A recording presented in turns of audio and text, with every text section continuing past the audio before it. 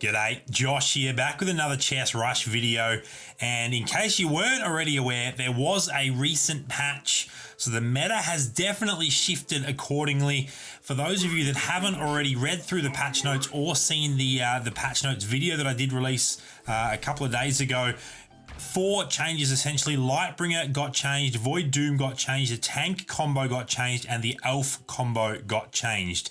Now, what I want to discuss in this video is whether I think that these changes are good or bad individually and as a whole for the meta, and what are some top end builds now. It's worth noting that while there was only 4 changes, there were changes that impacted fairly popular heroes or combos, and it's definitely shifted the meta, but it hasn't been a drastic shift in that the meta has completely been turned on its head. So most of the top tier builds that you are familiar with are definitely still very powerful. Lightbringer has essentially been, in most cases, been slightly nerfed. She does have a quicker charge time, but generally speaking, she's going to be doing less damage overall each time she uses her ability, and her ability can now be interrupted, which means that for the most case, if we ignore some extreme cases where she will actually be in some very specific situations where she'll actually be better, in most cases she is a little bit weaker. It's kind of, I'm not sure if many of you remember what Lightbringer used to be like before she got buffed, before she had a significant damage output. It feels like she's back on those levels a little bit more. So it definitely hasn't written off sorcerers by any means, but the key sorcerer, the one that was doing most of the burst damage, has just had her top end taken back a little bit, and she's no longer quite as OP as she was. That being said, she still is a 4-cost human sorcerer that is very, very powerful. So use her correctly and she's still going to be doing a lot of damage for you. So I think that this is personally a very well implemented change, as it hasn't ruined her, it hasn't ruined the build, but it has taken off some of that top end power, which had essentially made sorcerers the strongest build in the meta. Another change, we'll skip Void for a second. The tank combo was often used as part of a decent sorcerer build, and 2 tanks have been slightly nerfed there as well. So that's mainly an early game situation, but if you end up late game only using 2 tanks, not using all 3, then it will impact you there as well. So 2 tanks are no longer quite as good as they used to be, which I feel like once again primarily impacts the sorcerer build. So once again, a very slight nerf there, but a really good one. Now, I think it's worth noting that there was a typo when I released my patch notes video. Void Doom, I was a little bit confused about the time that his ability lasted for. Prior to the patch, of course, it lasted for 10 seconds, and it still does last for 10 seconds after the patch. I have both confirmed that with Tencent and jumped into a bot match to see it, witness it myself. So his ability does last for the same amount of time. It's just that the number of squares it affects is smaller at 1 star, bigger at 3 star, and the actual percentage numbers are slightly less at 1 and 2 star and slightly more at 3 star. So essentially one of the best heroes in the game has been slightly nerfed at 1 and 2 star, although very marginally, mainly at 1 star, and then is actually been buffed at 3 star. So a very subtle balance change. Once again, doesn't really impact builds specifically. There's lots of builds that like running Warlock, probably mainly Rider and Warrior being 2 of the top end builds, but he's still a very usable legendary hero that still does a lot of damage. So definitely still recommend using Void Doom in those builds that use him. Now, the big one in my opinion is the Elf combo. When the last big patch came out, and Season 2 essentially, when Season 2 dropped and there was going to be a big change to the way Elves worked, we all thought that Elves were going to be super OP, and it didn't really end up being the case. They felt basically on the same power level as they were prior to that change, and they weren't really a usable race. So the combo didn't necessarily shift up or down the tier rating. It was still a pretty bad, probably like a C tier combo Elves. In a very niche situation, it might be a usable combo, but most of the case, you weren't going to be winning games with it unless you got very, very lucky. Well, that has changed. Elves are now definitely viable. Now, it is still to be discovered just how how much they've shifted up in the tier rating, whether they're an S tier now or whether they're just an A tier, but they're at least an A tier in my opinion. I've been experimenting heavily with various elf builds. You can see in my recent record just the last sort of 5, 6 games, they're almost all of them apart from a random warrior one where I actually wanted to experiment with elves but just didn't get them, is all different variants of elf builds, whether it's rocking elves with assassins, rocking elves with punishers, elf rider dragon, elf rider assassin. Like there's lots of different builds there. We'll start with this turbo mode win here. So the combo, or the big combos there being 4 elf, 4 punisher and 3 assassin, and that is going to be the core of what I believe the strongest assassin build, strongest punisher build is now, splashing with 4 elves and 3 assassins. It used to be 4 undead, 3 assassins, but this build does actually still use 2 undead and 2 warlock, because you've got the misfortune there, you've got stinger, and you've got nether prince. So those 3 heroes are giving you 2 undead, 2 warlock between them. And that is a very, very nice build. It only requires level 9 to get the full build online, which is 4 punisher, 4 elf, 3 assassin, 2 warlock and 2 undead.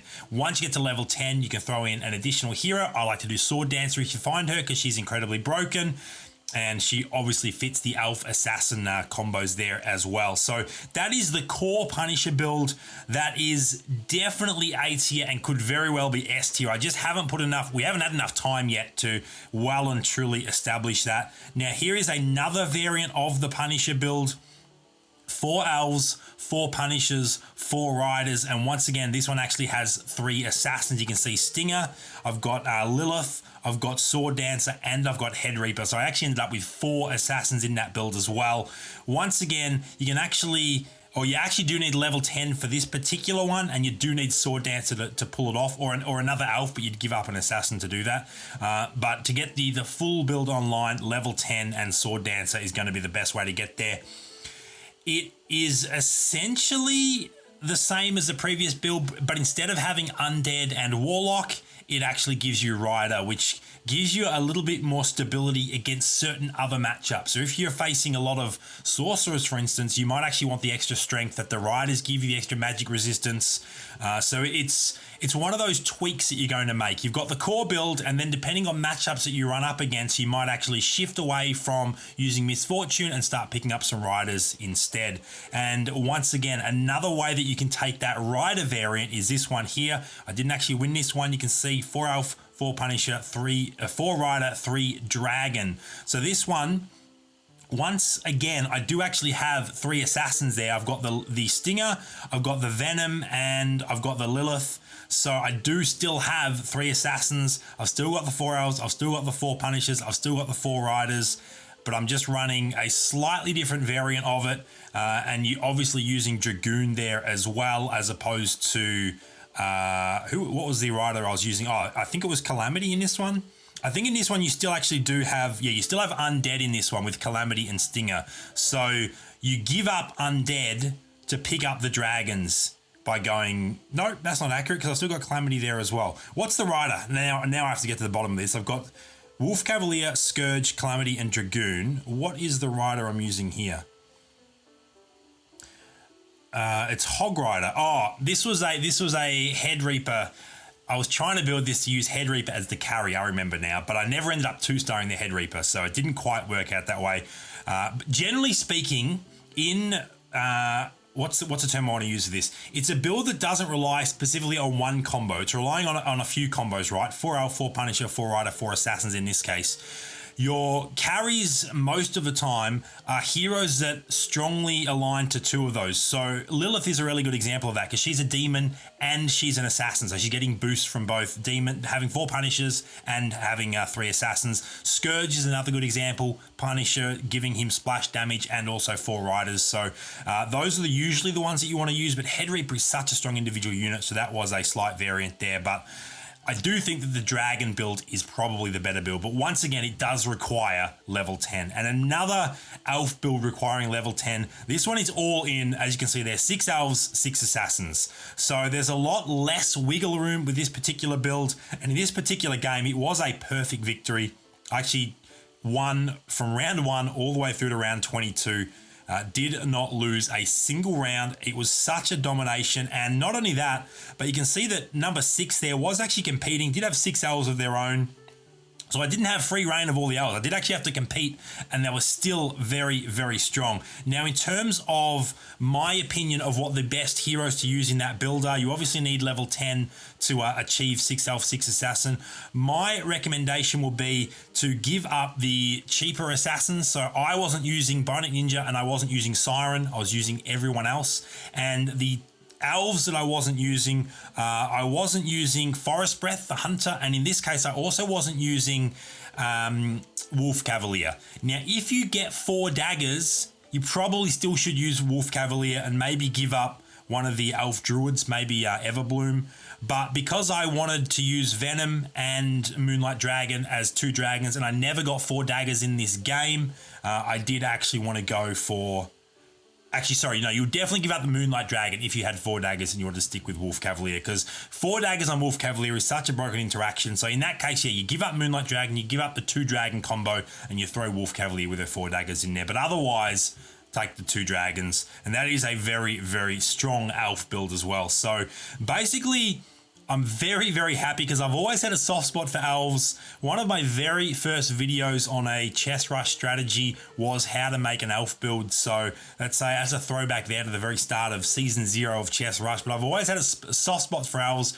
They just haven't really ever been that strong until now. The patch, that was definitely the biggest impact of this patch was elves, and they are super viable now. So still waiting to determine whether they're A tier or S tier, but I would highly recommend checking elves out. If you're not used to playing elves, as many people won't be because they haven't been a top tier combo, get familiar doing it in some games, play around with them, see what build you like. Tons and tons of fun. The other top tier builds are still top tier. Warriors might actually be a slight bit stronger than they used to be now that Sorcerers lost a little bit of their edge with Lightbringer being slightly nerfed, but Sorcerers are still viable in their human and or cyborg tank variants. Warriors, very, very viable whether you're doing Warriors humans or Warriors with Undead and Warlock. Same thing with Riders, whether you're using Dragons, Undead, Warlock, humans and Sorcerers. They're all very viable builds, as is the Punisher builds. I just feel like the Punisher builds that used to fall off in the late game now can stick around because of the addition of those elves, or the buff of the elf combo there. So I'm very excited about this patch, that is for sure. Let me know what your thoughts are on the patch in general now that you've been playing it for a few days, and how you feel about elves now, whether they're maybe they've gone too far. Do you think they're too broken, or do you think they're in a really good spot now? Leave a comment down below. Thank you so much for checking out this video. Make sure to hit subscribe if you haven't already, and I'll see you next time. Nice working with you.